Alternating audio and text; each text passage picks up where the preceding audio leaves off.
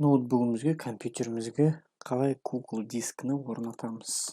Поисковикке Google диск деп жазамыз. Google диск скачать деген бар. Google диск скачать басамыз. Содан кейін скачивание Google дискіге кіреміз. Google дискіні ноутбукке, компьютерге, телефонға, жаңа Android, iPhone орната беруге болады. Тек қана таңдау керек. Сенің iPhone болса, сен iPhone орнатасың. Google дискіні для личных целей пайдаланамыз. Для личных целей басқаннан кейін скачать. Скачатьты басса, бізді төменге жаңа автозагрузка, синхронизация, клиент Google диска деген екі выбор береді. Біз для личных целей скачать басамыз. Мына жерде скачать версию для Windows, принять условия и скачать. Содан кейін мен мінеке скачаттап басып қойғам, қайтадан басам. Егерде сіздерде жаңағы автоматически былай скачаттамаса, менде бірінші жағдайда болды. Мына жерде жазып тұр, если скачивание не начинается, нажмите здесь, чтобы повторить. Көкті бассаңыздар, жүктелу процесі қайтадан басталады. Сонымен біз жаңағы скачатталған орнататын көмекшіні ашамыз. Google дискіні орнататын мінеке мынау. Оны ашу үшін жай ғана мына жерден былай показать в папке. Не болмаса, үстінен баса саласыздар, жай ғана открывается дейді. Даны басамыз. Подключение к интернету, загрузка. Google диск жүктеліп жатыр. Телефонға орнату үшін Google дискіні Play Marketке кіреміз. Play Marketке кіргенде Android жүйесінде. Біздің барлығымызда телефон міндетті түрде Google-ге тіркелген. Не болмаса, телефонда стандартты Google диск программаңыз болуы мүмкін. Сіз оны мұқият қарап шығыңыз.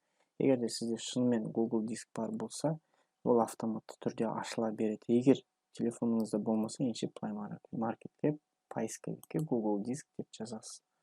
Google диск деп жазғаннан кейін установить басасыз. Сөйтіп телефоныңызға орнатасыз. Принять. Телефонға да орнатылып жатыр, компьютерге орнатылып болды. Все ваши файлы всегда у вас под рукой. Начать. Начатьты басамыз. Енді кіреміз. Яғни сізде егер Google почта ең жақсысы қайтадан создавать ету емес, ең жақсы телефоныңызды Android болса, сіз міндетті түрде кіргенсіз. Google почтаға тіркелгенсіз. Ең мүмкін болса, соның логин паролін есіңізге түсіріп, не болмаса жаңағы тіркелген, бекітілген номерін есіңізге түсіріп, соны тіркесеңіз жақсы болады. Менің жағдайымда номерді жазып көрейін. Далее. Пароль жазамыз.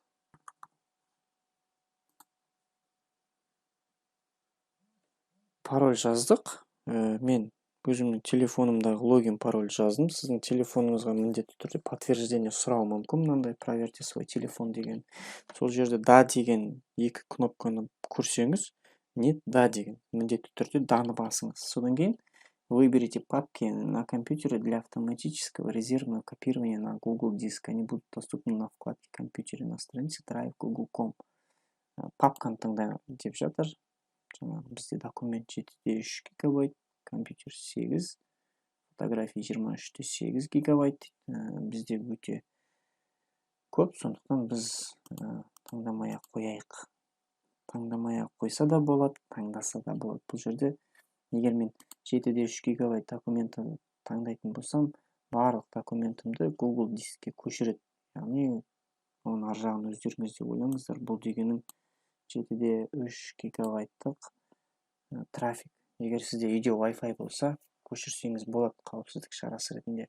Дискіде сақталған әрине не жақсы, қайда болса да өзіңізбен бірге болады. Сіз қалай айтсам екен, өз үйіңізден жүктеп тастағаннан кейін, бір 2 сағаттан кейін жүктелгеннен кейін басқа біреуге звондап,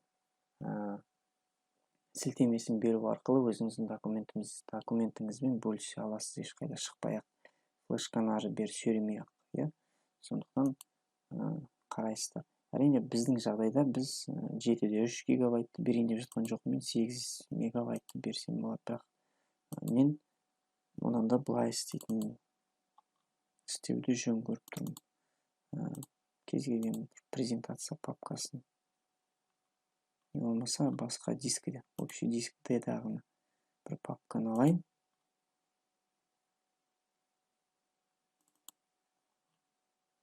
Презентация. Жоқ, презентацияның өзінің памяти көп. Паломаны алайын, е? Палома. 799. Неке. Енді мен Paloma 8 килобайтты галочкаға қойсам, демек ол Google дискіге автоматты түрде көшіріледі. Содан кейін Google дискіде жаңағы телефон арқылы қарай аламын, басқа біреуге сілтеме берсем, басқа біреу сол папканың ішіндегі документтерді қарай алады деген сөз. Мен енді фотографияны қоймай қояйын, себебі ол жерде көріп тұрғанда 23.8 гигабайт өте көп. Мүмкін болса Wi-Fi арқылы жүктеген жақсы. Бірақ Google диск сізге тегін пайдаланғандықтан сізге 15 гигабайт қана орын береді. Ал 23 көп болғандықтан сіздікін ол толық қабылдамайды. Тек қана 15 гигабайтқа дейін ғана суреттерді жүктейді. Қалған 8,8 гигабайтта жүктемейтін болады. Размер загружаемого фото-видео. Қандай файлда сақтайық дейді. Жоғары сапада, не болмаса өзі жаңағы исходный размер, яғни қандай размер, сондай сапада сақтайық дейді. Google фото, загрузка снимков и видео в Google фото. Бұның барлығы сіздерге керек емес. Жаңа папканы көшіретін болсаңыздар, папканы көшіріп таңдайсыздар. Не болмаса мүлдем таңдамайсыздар, жай ғана далее жүресіздер. Синхронизировать раздел «Мой диск» с папкой на этом компьютере. Окей? Синхронизировать все объекты в разделе «Мой диск» 6,1 гигабайт. Синхронизировать только эти папки. Былай жасаймыз. Синхронизация деген дискінің ішіндегі файлдарды, яғни 6,1 гигабайтты компьютерге жүктеп алу. Бұл енді сіздің жаңағы үйде Wi-Fi-іңіз болса, жүктеп алсаңыздар болады. Не болмаса керекті файлдарды ғана жүктегіңіз келсе, мысалға, менде барлығы үлкен памятте екен, мен тіпті жүктеп алғым да келмей кетті. Classroom папканы мысалы жүктеп алып келеді. Ол жерде мысалы жұмыс документтері бар деп ойлайық. Мен Classroom-ды таңдаймын, сосын начальты басамын. Егер мүлдем жүктеп алғыңыз келмесе, олай болса кейін жүктеп аламын десеңіз, мысалға синхронизировать раздел «Мой диск» с этим компьютером деген галочканы алып тастаймыз. Болды, начать. Продолжить без синхронизации. Google диск. Настройки. Показывать предупреждение. Менде мінекей 15 гигабайт берілген Google дискінің 15 гигабайтының 9 гигабайты занято, 6 гигабайты бос екен. Ары қарай үлкейту үшін әрине ол ақылы тұрады, оны сатып алу керек. Ары қарай қосу үшін Google дискіге увеличить ету үшін объем хранилища басамыз. Яғни 100 гигабайт айына 690 теңге. 690 теңге айына. 200 гигабайт айына 990, жылына 9990 теңге екен. Бізге берілген тегін 15 гигабайт жетеді негізі. Кішігірім документтердің себебі памяттері өте аз, сондықтан сіздерге 15 гигабайт былайынан жетеді, сөздің шыны керек. Ал файлдарды қалай жүктейміз? Дискіге файлдарды қалай жүктейміз?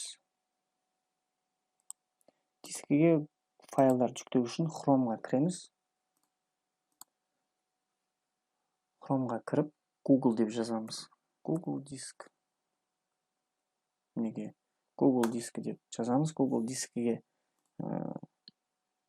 кіреміз. Google дискіге кіргеннен кейін, мына жерде мінекей көріп тұрсаңыздар, открыть диск деген бар. Сол дискіні ашамыз.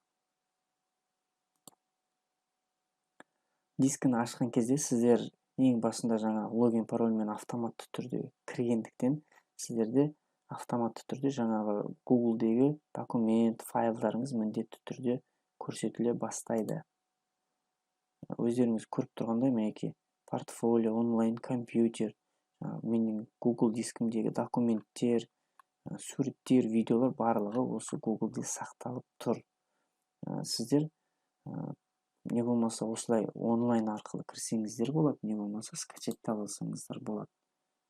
Менің тарапымдан мінекей.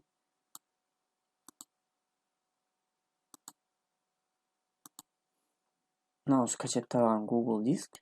Дискіде мысалы файлды көшіру үшін Google дискіге создатьты басамыз.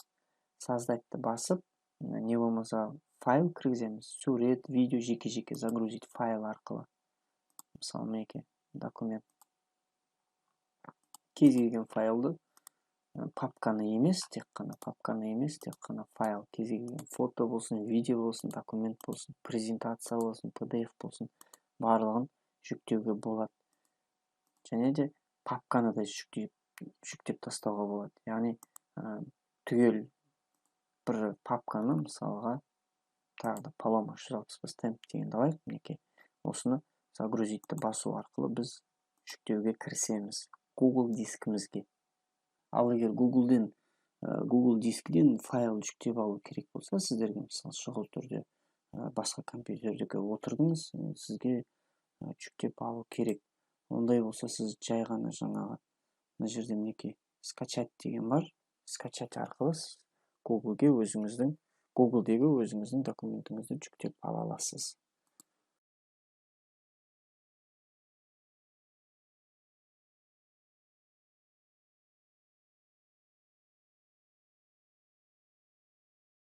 Телефондағы Google диск.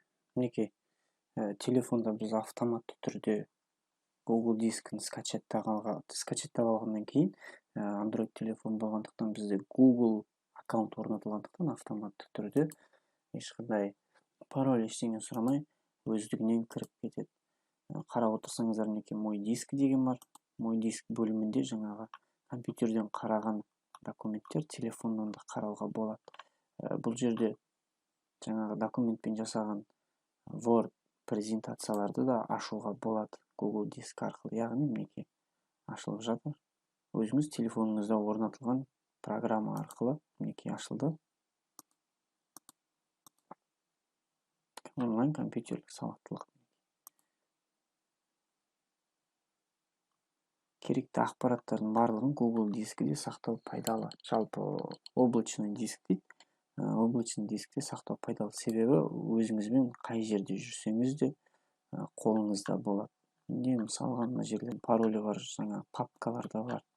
Әрқашан өзіммен бірге кез келген жерде телефонда болсын, компьютерде болсын доступ бар маған.